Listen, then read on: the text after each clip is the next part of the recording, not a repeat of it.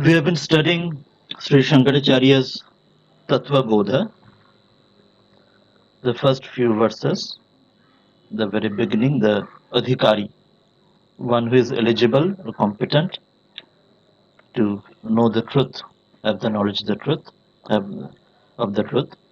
We have studied few of them, namely Viveka, then Vairagya. Viveka means able to distinguish between which is real and which is unreal.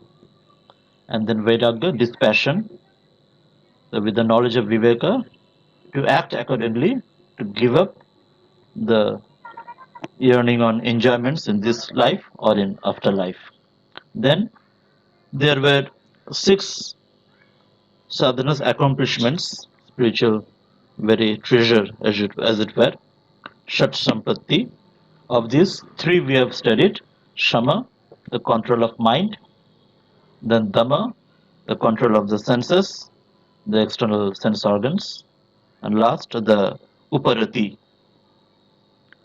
Uparati means that which has been controlled, to retain that without letting it go again towards the sense or objects of senses, or in other way, the meaning we have stated earlier, as Sri Shankaracharya is putting here in Tattva Bodha, is Swadharma Anuraga.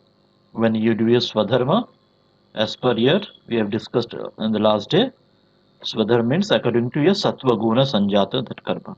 Not driven by your Rajas or by Tamas, but your Sattva Guna.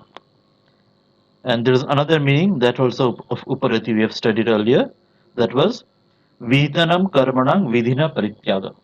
Giving up your worldly activities, sakam activities, officially, formally giving up. One of the meaning of that is sannyasa, renunciation. But that, not only the external sannyasa alone is meant, even the internal sannyasa, mentally giving up. As Sri Ramana Maharshi says, renunciation of the ego is the real renunciation. Sri Ramakrishna says, Ami mole guchibe janjal, that I, that kacha ami, that our very lowly, that I sense, ego sense, so giving up that sense whichever work we are doing. So that is Uparati. So now we'll come on the 3 next sadhana accomplishment within the Shat Sampatti. Those are Titiksha, Samadhan, and Shraddha.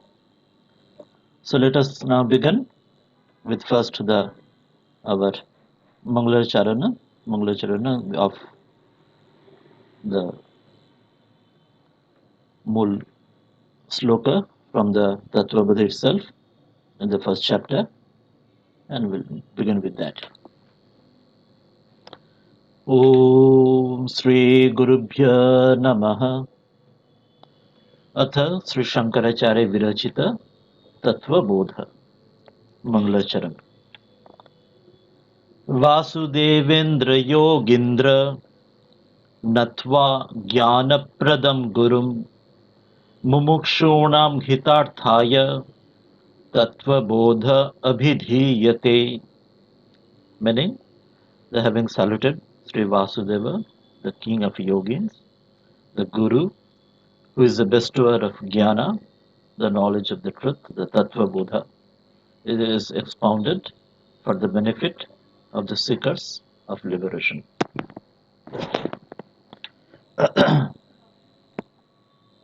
So let us now come directly to the Shat Sampatti. First part we have studied about the 4 sadhanas.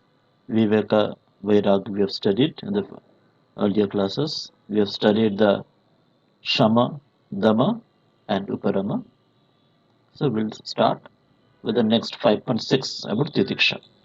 If any questions or any comments are there, you can note down or you can ask directly. Otherwise, we'll carry on to the next one. So we'll begin with the 4th of the Shat Sampatti. These are called Sampatti. Sampatti means wealth. That is very important because these 6 sadhanas, Viveka Vairagya is the beginning of the journey. But these 6 sadhanas will be the wealth along the whole of our journey.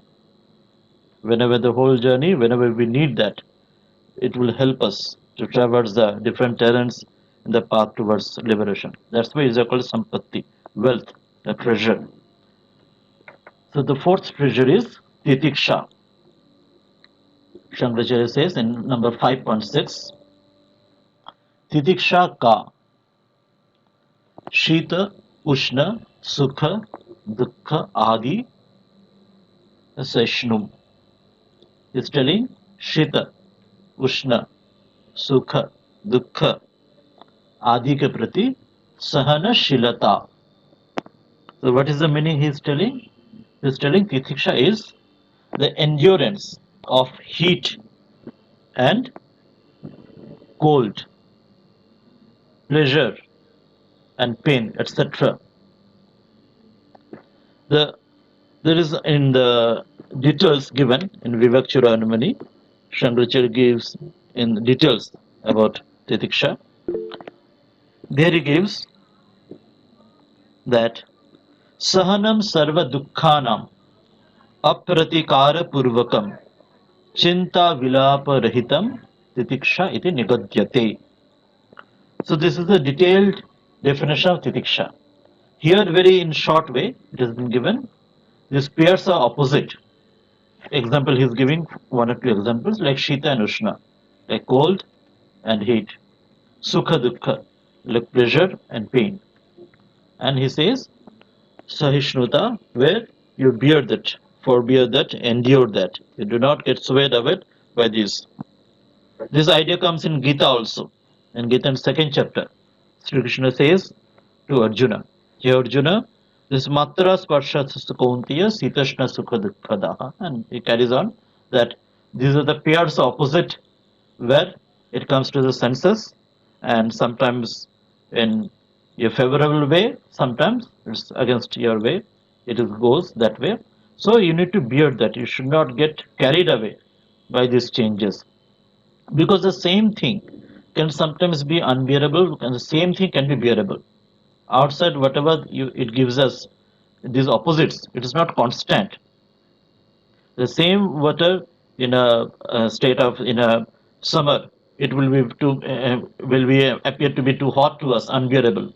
But same hot water in the winter, it will be very, very pleasant for us. Similarly, same water in the winter, which will be very cold for us, unbearable. The same cold water in the summer season, which it will be very much pleasurable to us. So that shows the same thing. It can produce us the opposite pleasure and pain to us. It is changing. It's not constant. It is relative. Like we are eating a sweet, and suppose we are taking a rasagalla like that something. But in the very beginning, we may love it. Maybe after 1, 2, or 10, 20, something like that. But after that, the same sweet rasagalla, if it is forced down to our throat, it will create nauseated feeling. It may create vomiting. The same thing, which was earlier causing us pleasure, later on it is causing pain, and so on. So that's why it is saying that whatever these changes comes, you do not be carried away, because for the other part, dukkha, for the part of pain, it need not be told upon, because it is natural for any human being or any being, any prani, any jiva, to avoid pain. For any jiva, that is very natural to us. We do not want to suffer from pain. We want happiness, we want pleasure. That's why that part is not required to be told here. That's why together they are telling, because pleasure, sukha also, because the same object which causes pleasure today, same object in another circumstance, in desha, kala, patra, according to the time, space, causation, which is the definition of maya, as Swami says in his Jnana Yoga lectures, as a statement of fact. The same object of pleasure in another time, another place, another causation, it may cause pain. And similarly, same object which is causing pain today, in another time, another space, another plane, another time, another causation, it may cause pleasure to us. So that's why, because this is the relative. That's why he's telling Titiksha, you don't get carried away that. You be steady without getting affected towards these changes of life. And as we said in Vivek Chiramani, the wonderful sloka, there it gives more detailed ideas, more philosophical idea. Here only the basic external, very short definition has been given, as given also in the Vedanta Sara. And there Shankaracharya says in Vivek Chiramani, Sahanam sarva dukkhanam apratikara purvakam chinta vilapa rahitam sa titiksha nigadyati. So what are there are three elements within the definition he is telling. First is sahanam sarva dukkhanam. So here is telling sahanam, always you bear, forbear, endure all the pain.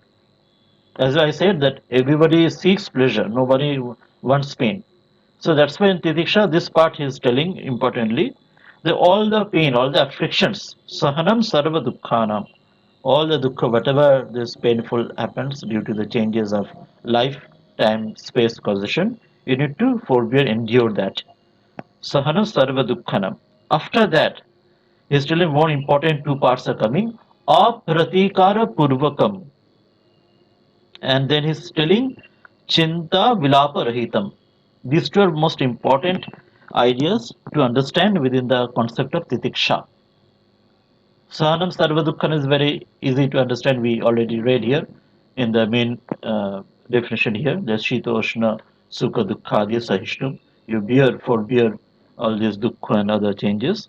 So that's Sahanam Sarva Dukkhanam. Next comes Apratikara Purvakam. Without you forbear, so that you did not and should not go to change that and correct it.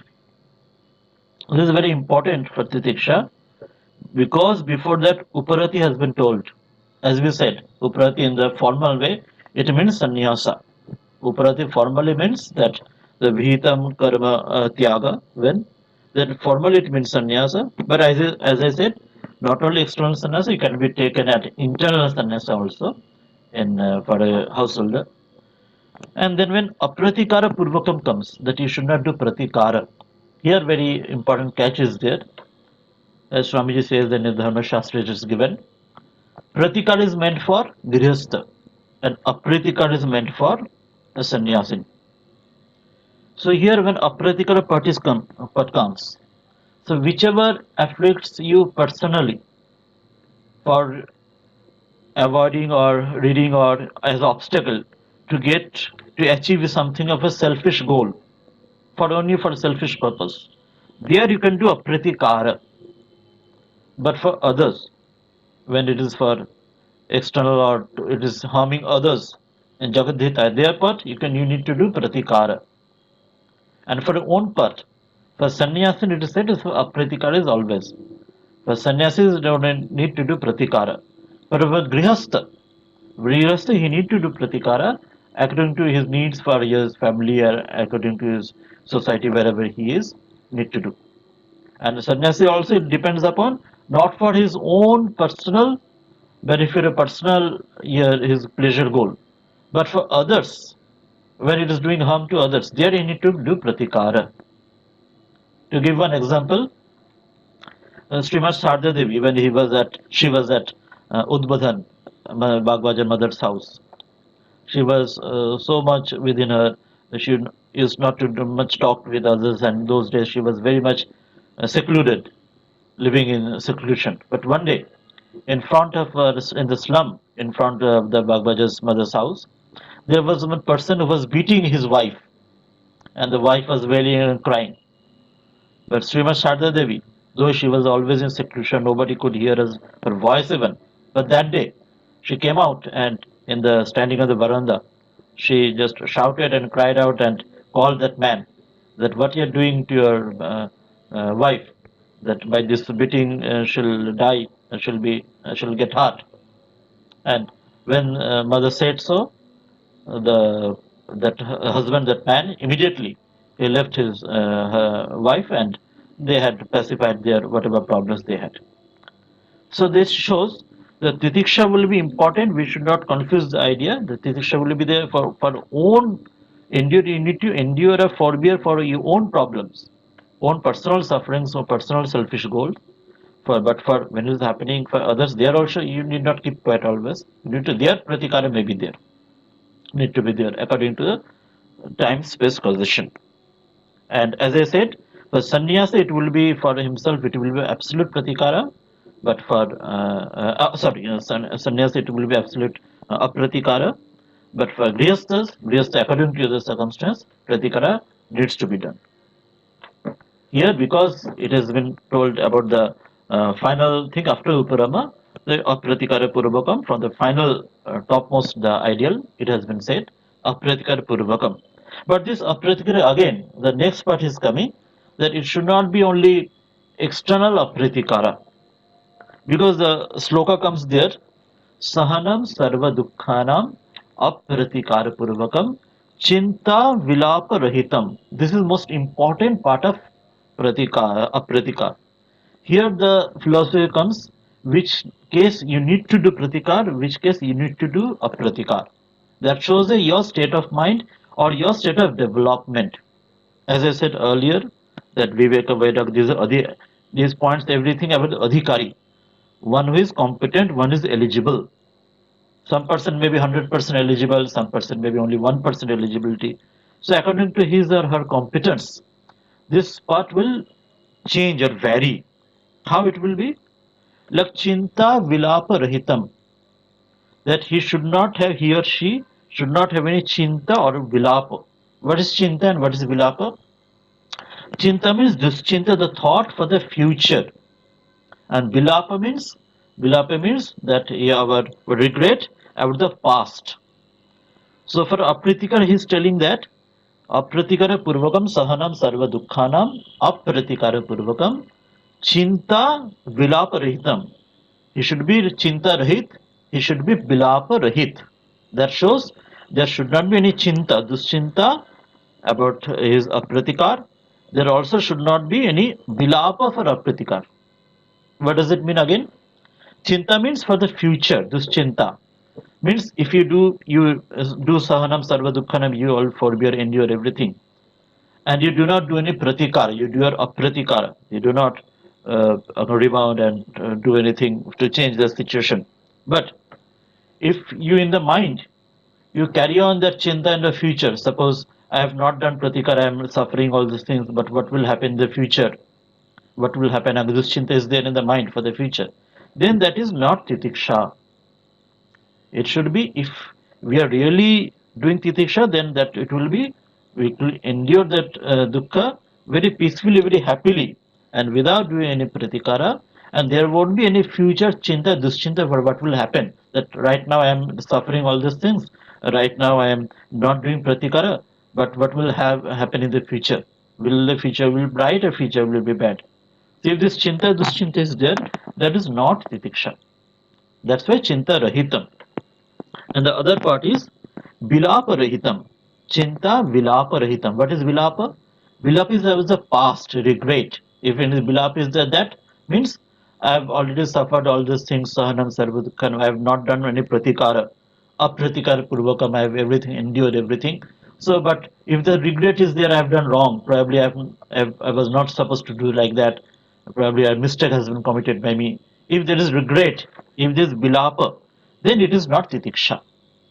So it says then, for being a proper titiksha, it has to be chinta, no chinta for the future, that there's no, and also no regret for the past, no bilapa for the past, bilapa rahitam, as well as chinta, duschinta for the future, nothing rahitam.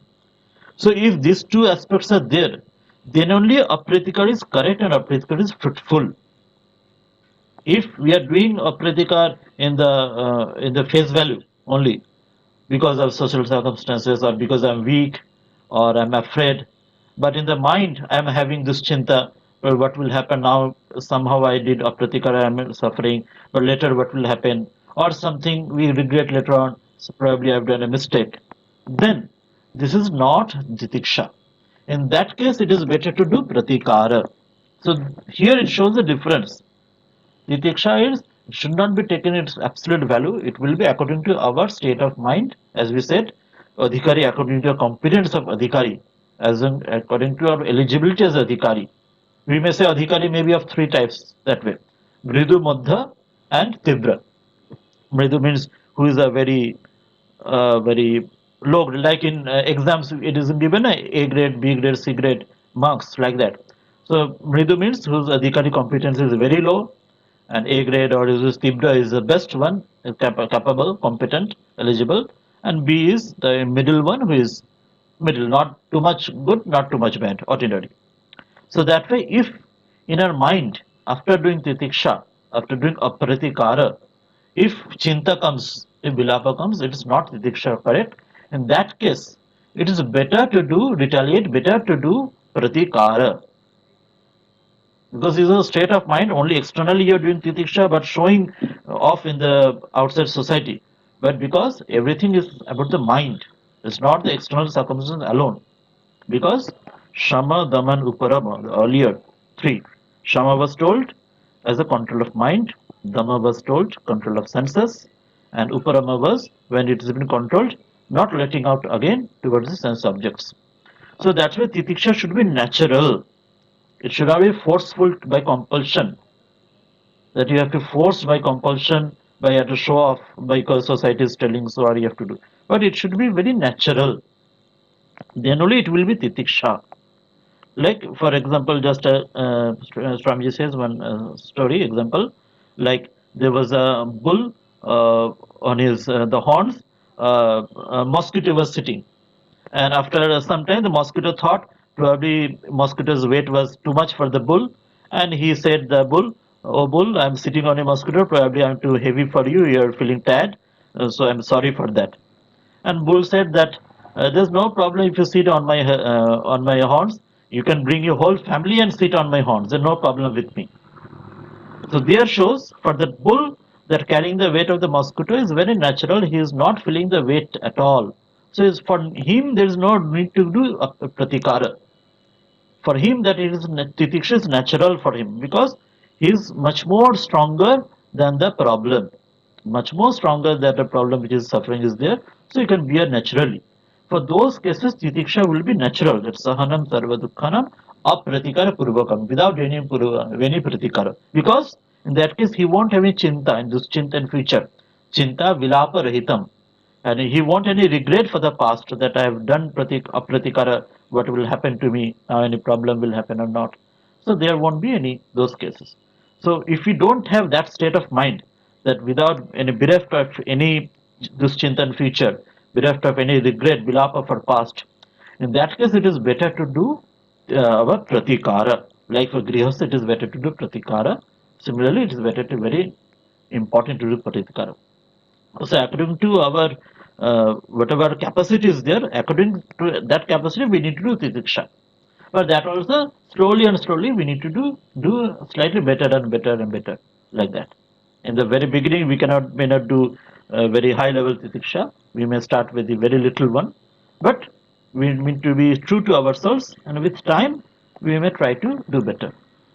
So this is in a very short about Titiksha. If any other questions or any ideas will be there, will when you ask or you put any questions, we'll carry on. So I'll just comment about what Swamiji says here, Swami Vivekananda says here, that about this, and I'll carry on to the next point about Shraddha and Samadhan. Swamiji says that this Titiksha is the very difficult sadhan in our spiritual life, and this is most very very difficult. And he says that অন্যায় প্রতিরোধ না করা সহিষ্ণুতার চরম আদর্শ, that to not to do any pratikara, but if you feel any pain for that you're not doing pratikara, you're not able to do pratikara, but then in that case it won't be real titiksha, because in your as per your adarsha, when your ideal is there, you should not have in your mind, like in chinta and vilapa should not be there. In your mind there should not be any either repentance or any anger or any negative feeling for the other person also who is doing that. So that case only the titiksha will be correct, that your mind will be so much calm and it will be the same, you won't feel the need to do retaliate, you will bear naturally because you know that it is coming from the same.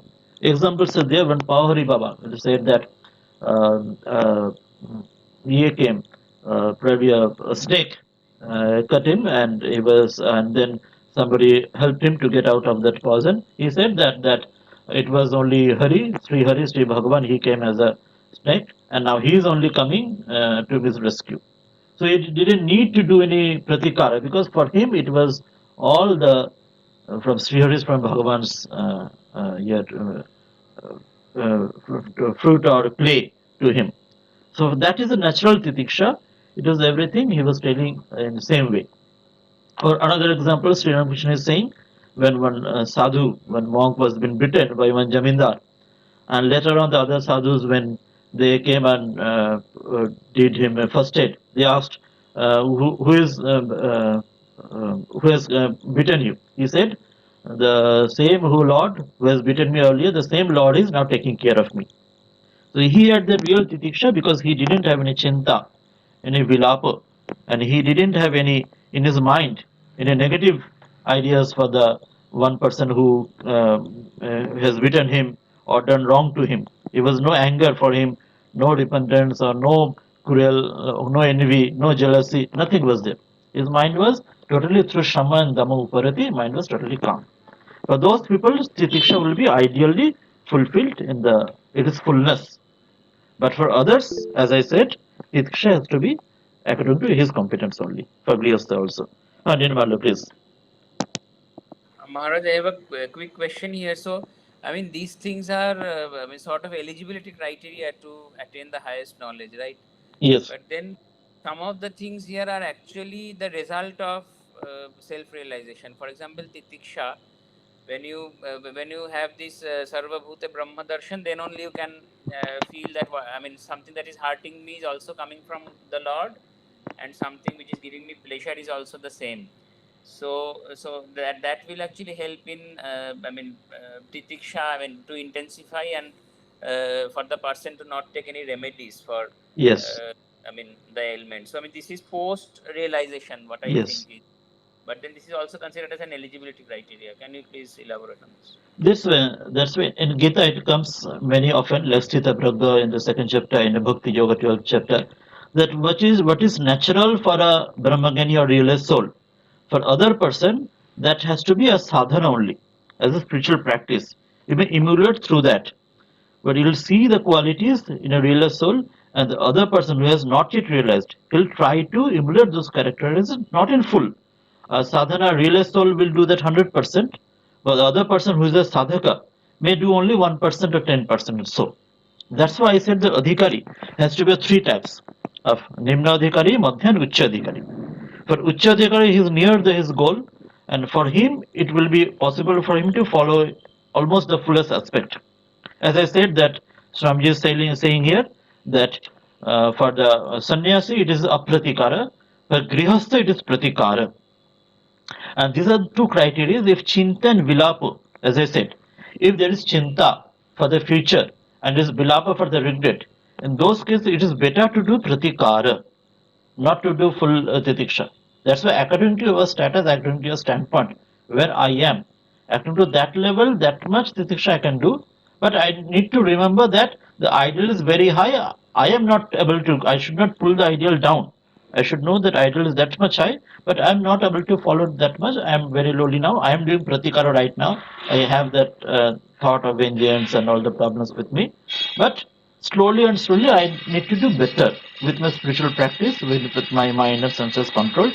In future, I hope that that state will come. So this is the idea that slowly going upwards, not in the beginning fully. That's why in the beginning it will be forceful, little bit through compulsion. You have to force yourself to do that. But if a mind is clear, with time it will be natural. And that's why we should not be hypocrite that way in the very beginning. If we feel that chinta and vilapa is there, as Swamiji says, it is better to do pratikara in that case and gain your strength. And then, when you gain the strength to give a blow to your enemy, when you have that strength, then you can do forgive them. But before that, if you said that you're forgiving, then it is only cowardly attitude. It's just a you're a coward. You're not a Veera that time. So that's why we need to slowly be better and better. So it won't be that spontaneous. I mean, Yes, of course not. Of course not. the sadhana. It is for a realized soul, it is spontaneous. A realized soul, Atma-gyani, for him or her, it is spontaneous. But for others, that's when Gita also, Sri Krishna says to Arjuna that Matra Sparshasya Kontena Sukhadukan, etc. There he says that you need Titiksha. Hey Bharata, you Titiksha, you forbear that. But that it will be, you need to start from the beginning. In the beginning, you cannot be 100% totally.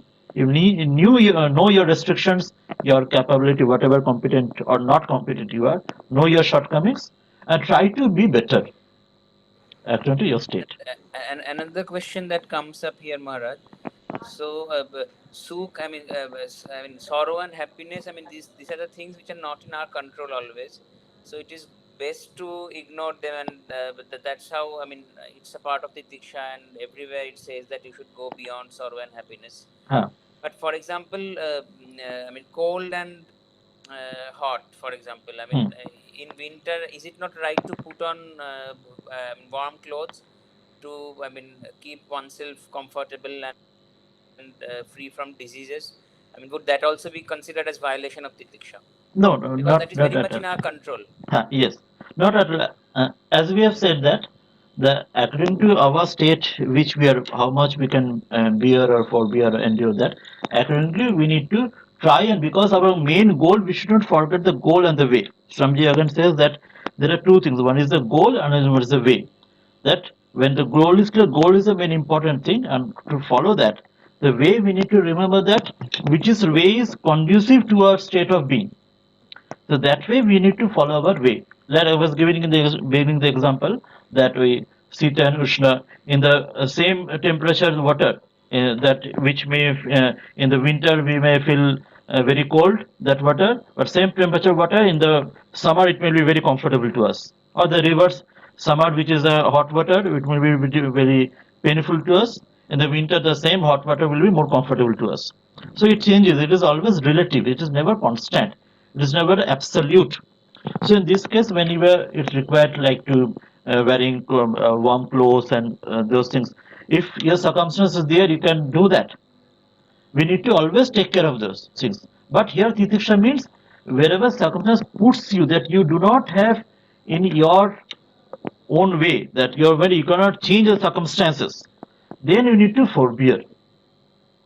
When we could change this according to our ideas, as I said, apratikara purvaka, if apratikara means that I always repent for the past, I regret for the past, or duschinta will be there in the future, then it cannot be apratikara. If it is very natural to us that I don't care, I don't bother, I'm above that. Like I give the example of the strength of that bull is much more than a mosquito, and that example Swamiji gives there. But otherwise, when it is there within our possibility that we can little bit we can do that, do pratikara and carry on with this. That our mind should not be agitated. In that level, we need to do pratikara. That up to that level. There was another person who raised the So we hand. should not Please. suffer out of things that are not in our control. Yes, yes. Definitely that which is not our control. Okay, Maharaj. Maharaj, as far as I remember, I was reading Chetanananda ji Maharaj's book on Swamiji. So he said he wrote a story. I don't know. I can't remember it fully. Once a Britisher said was abusing India, and at that time Swamiji said something to him in Yes. is it a pratikara, or is it or he was just because he was abusing India, his motherland, that's why he didn't did Yeah, pratikara. understand. Yeah. I did pratikara. Yeah, there was this another example. I was about to tell that. I told one example of mothers, Holy Mother Shraddha Devi. I gave one example when she did Pratikara in Bagbajar, Uddhavadan mother's house. And this is another example when Swamiji was on the ship, either going to America or returning from America. There's one Christian, he said bad things about India and or Hindu Dharma and others, and Swamiji did Pratikara. So that's why this is very important. I said in the very beginning, pratikara constitute about which part? There's two parts in the life. One is Atmana Mokshartha, one is Jagadhitaya. When it about your selfish interest, when it encompasses only for your selfish, your body and your own selfish interest, that is only well-being for my personal self alone. That case for only selfish needs alone, that case here a practical part comes. But when it is part for the Jagaticha for other, then you need to do pratikara. As mother did that, as Swamiji did that. We need not confuse with that.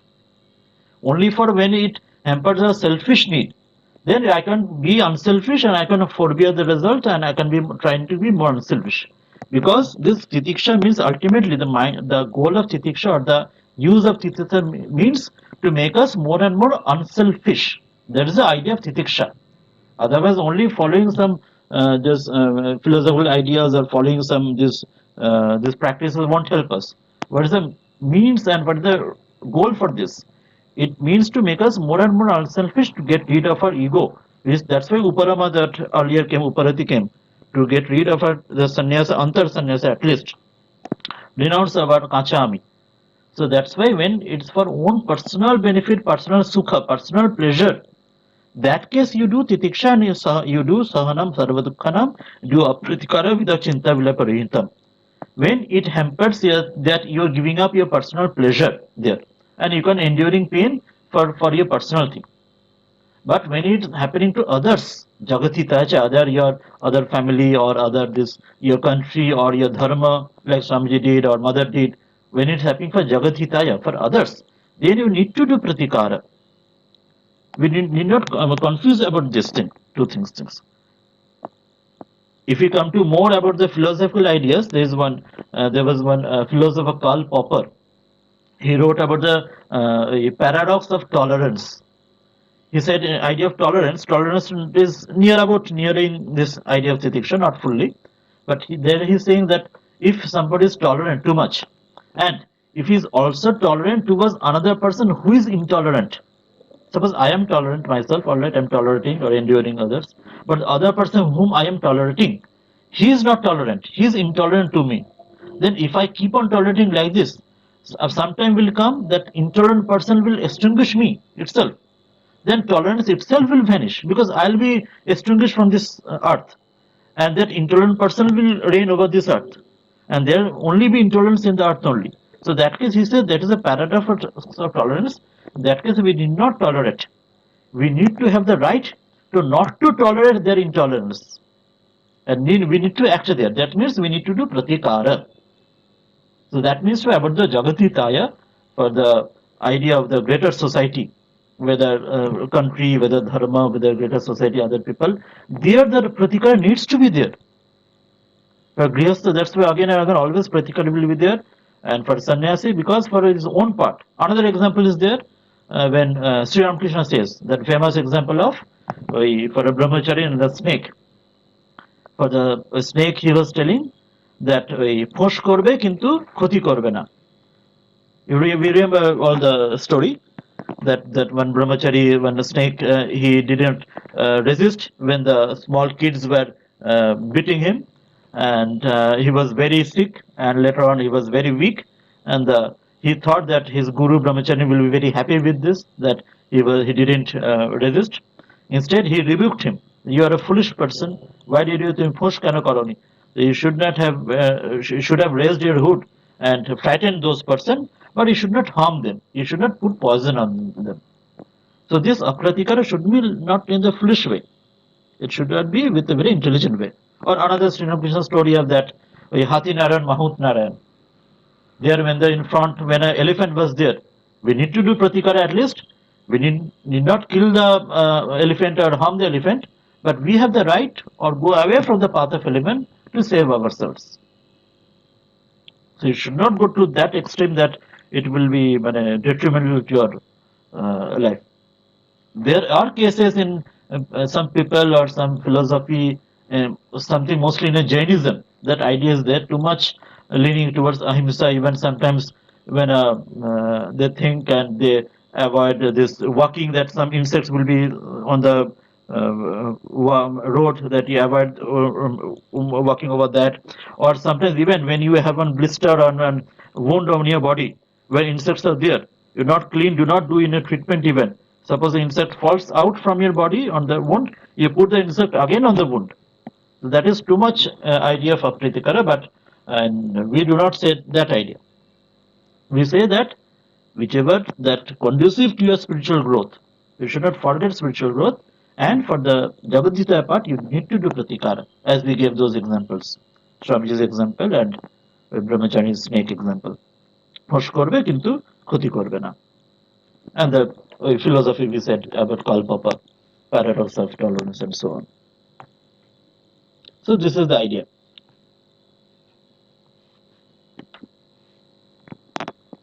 So now, any more question? We'll then move on to the next point.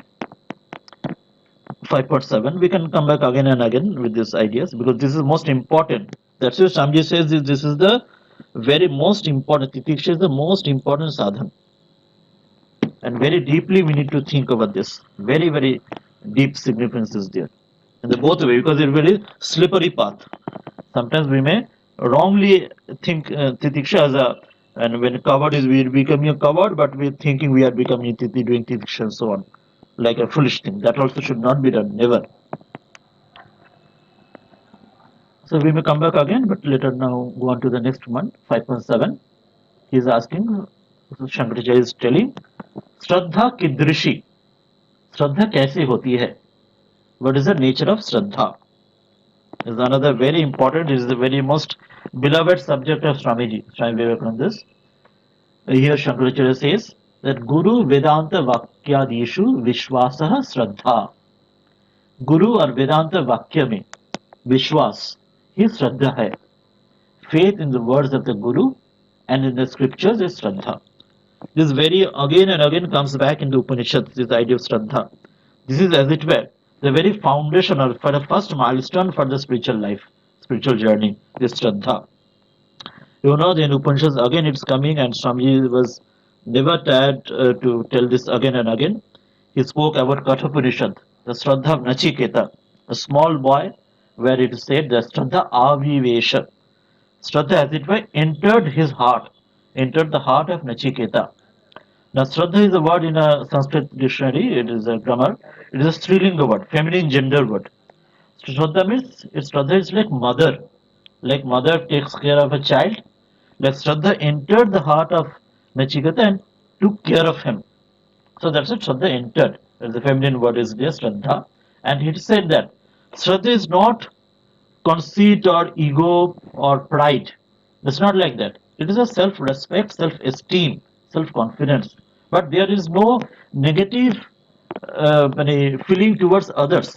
There's no rat race there that I want to be first and you want to be last. Not like that. That I want to be the best and all you go to hell, you be worst. Nothing like that. There, Nachiketa says, Bahu Nama in the Kathopanishad, Bahu Namimi Prathama, Bahu Namimi Madhyama.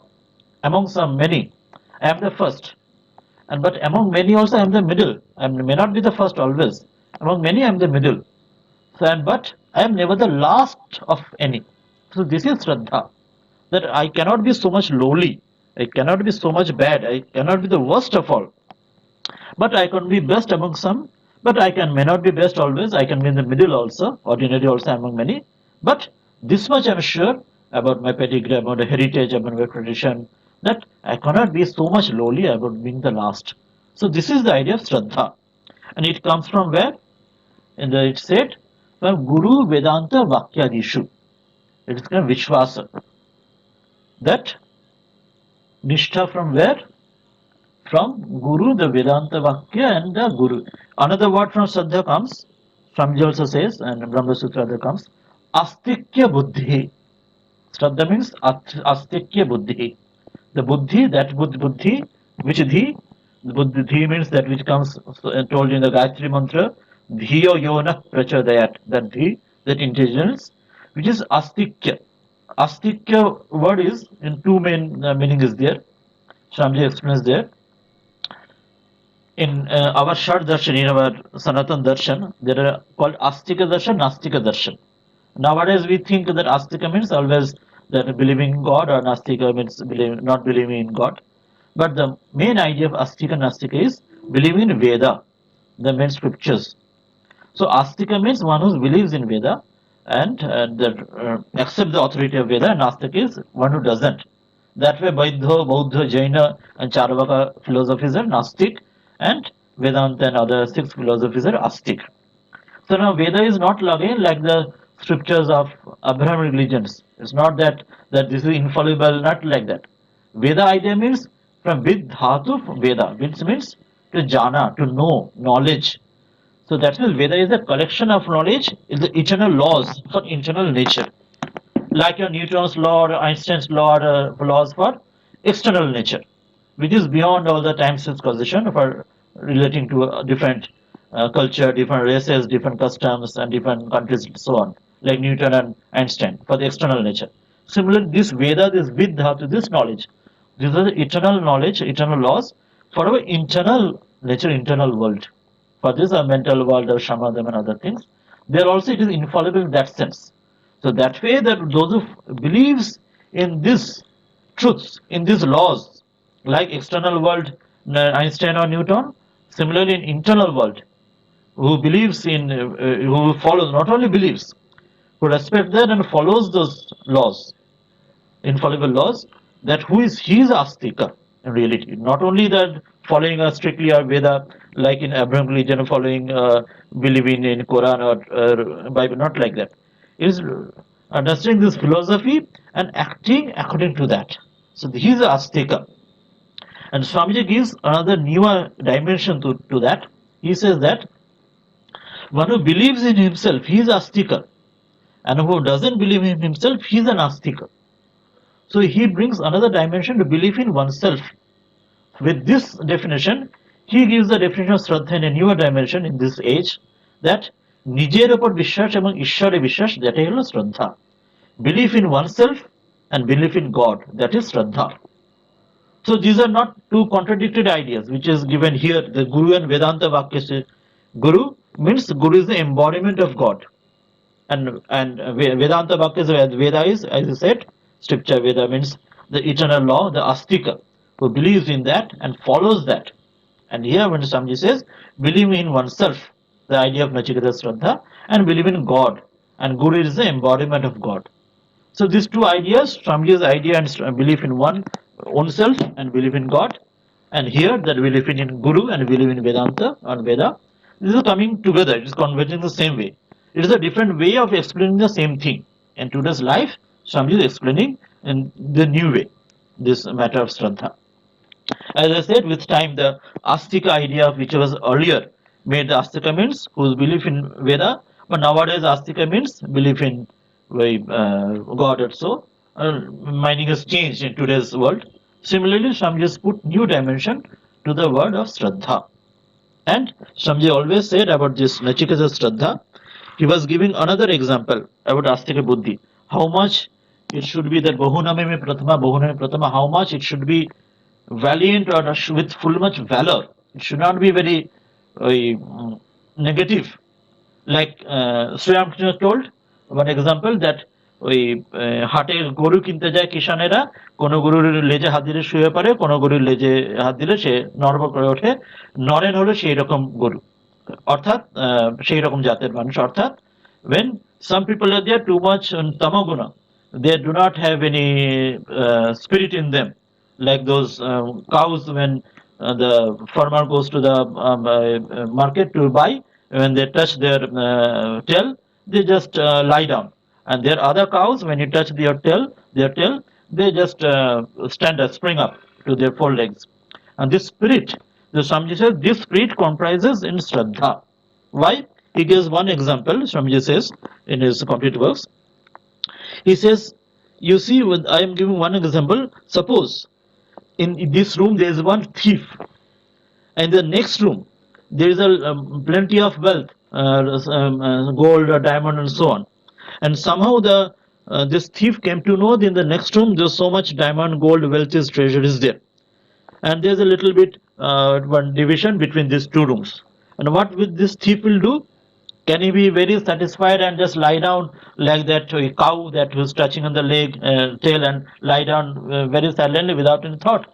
The thief will be very restless. He cannot lie down, cannot sleep. He will be always ready to anyhow something grab opportunity to go to that room and take those wealth. He cannot sleep even.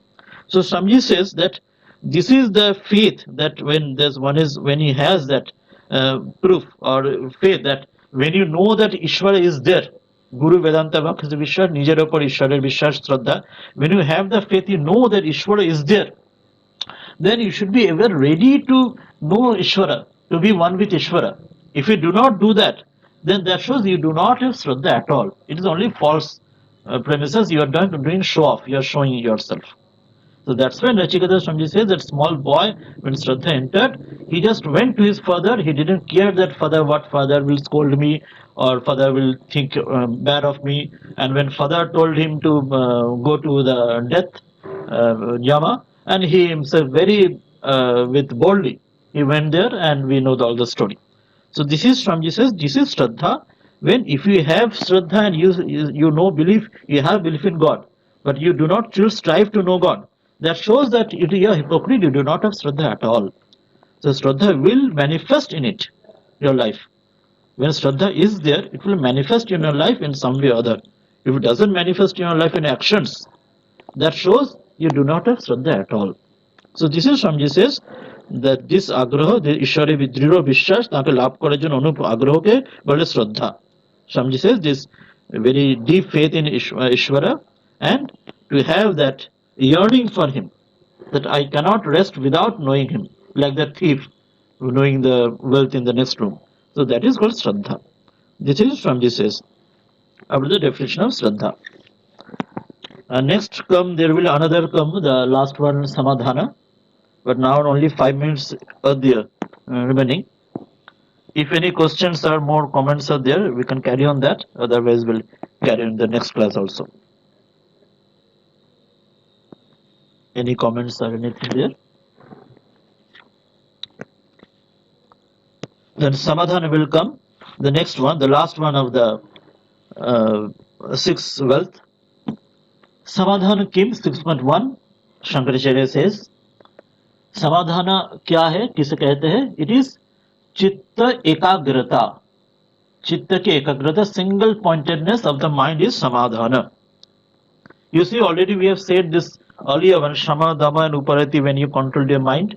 So one with control mind, when shama, dama, you have controlled mind and senses.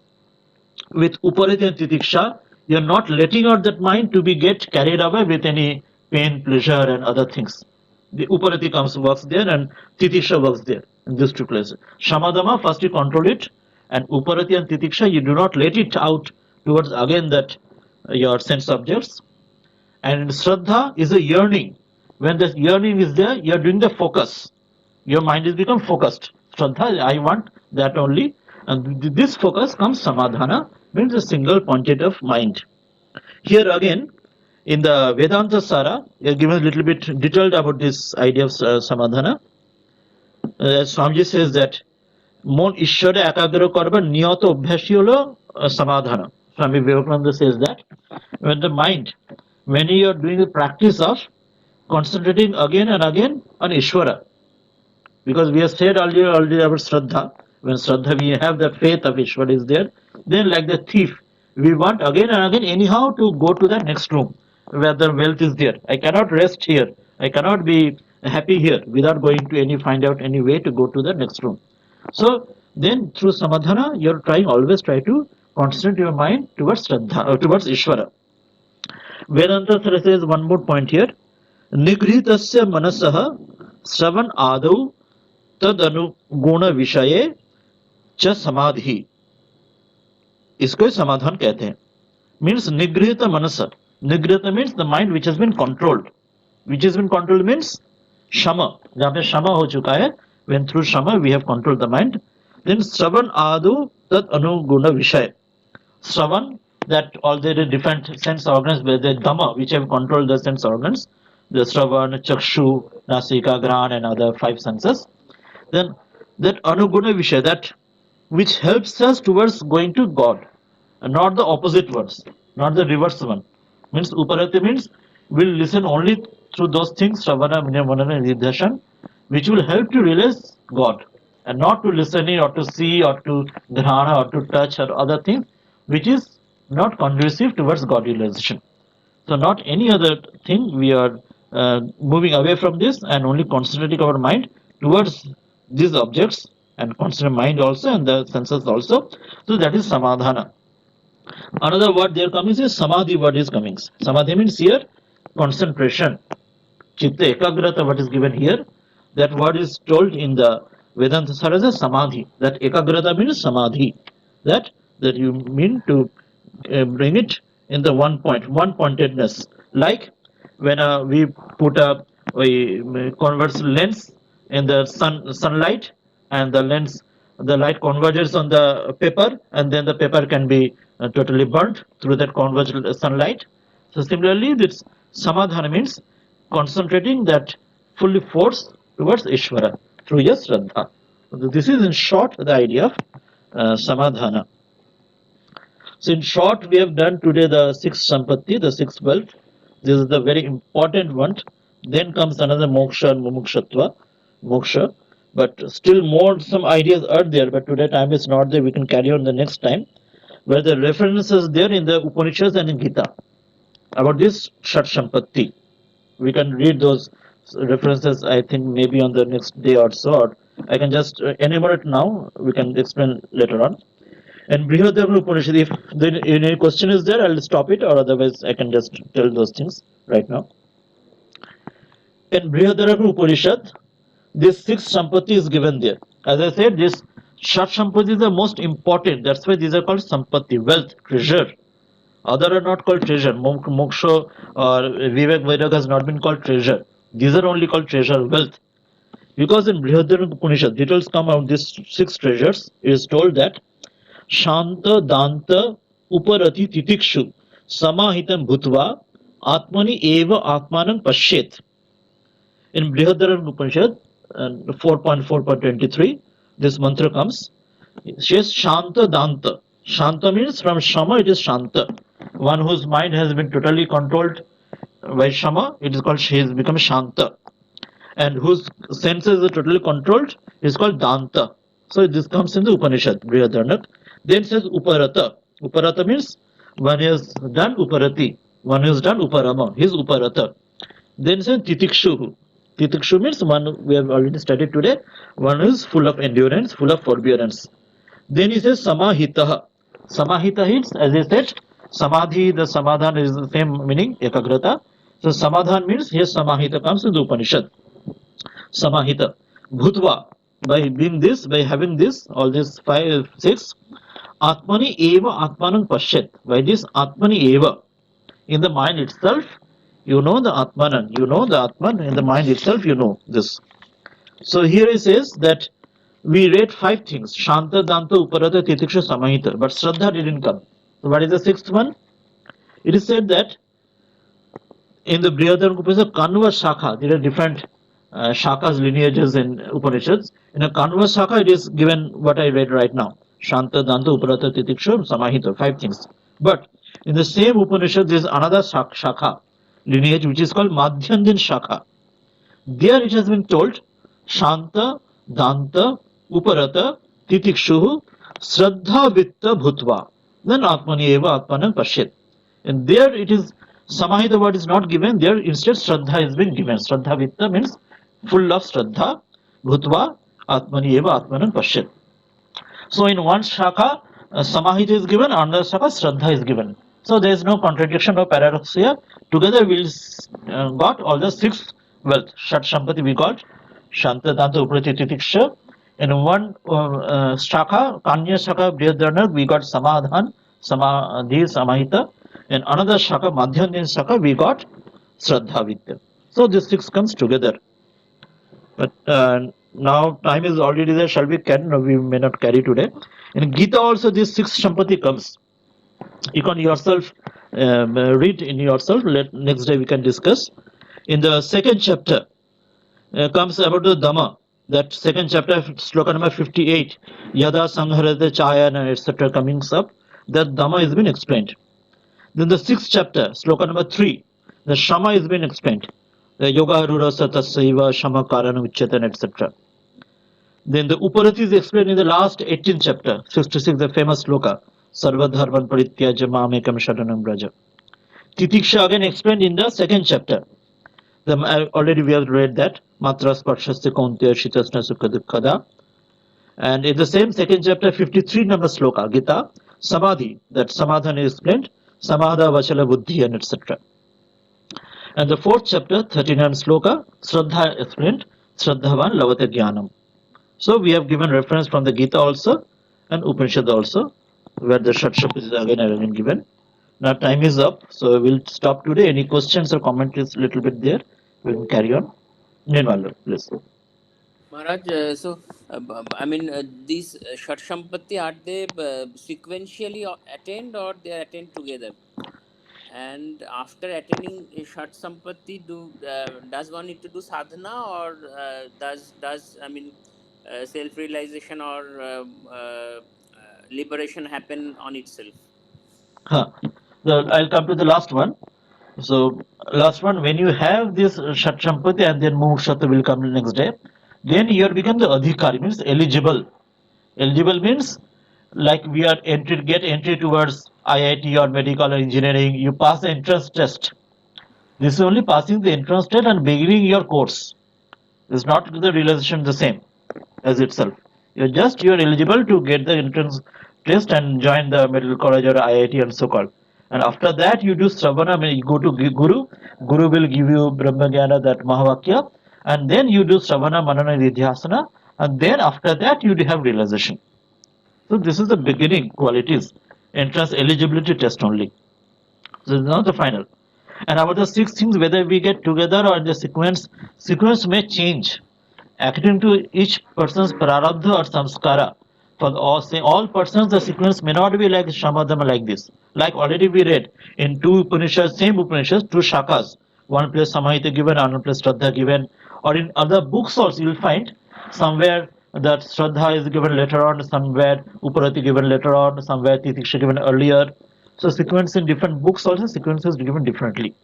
So according to our understanding, according to our Prabdha Sanskar, the sequence for us may change. And in fact, we need to do for us, we need to do simultaneously try to practice all these things. Suppose we will practice, we'll think in some cases we may 40% we are achieving. In some case we are only 10% achieving. Some cases maybe we'll settle 60% we are achieving. Some case we are only maybe 1% we are achieving. We may in different cases these six qualities, if we check on our own mind, in different person will do better or less in different cases. So it is not the same with everybody.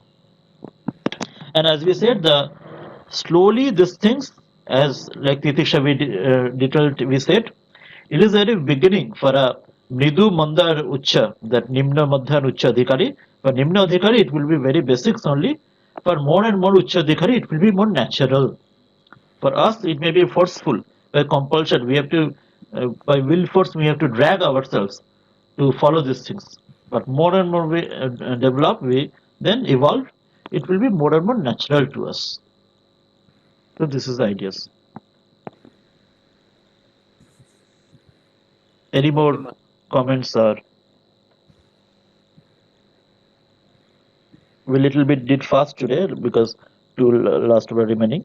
Well, next day we'll again little bit discuss about that Upanishad and Gita part. Alright, if no more questions, then we can end today with the Mangalasharanam sloka again.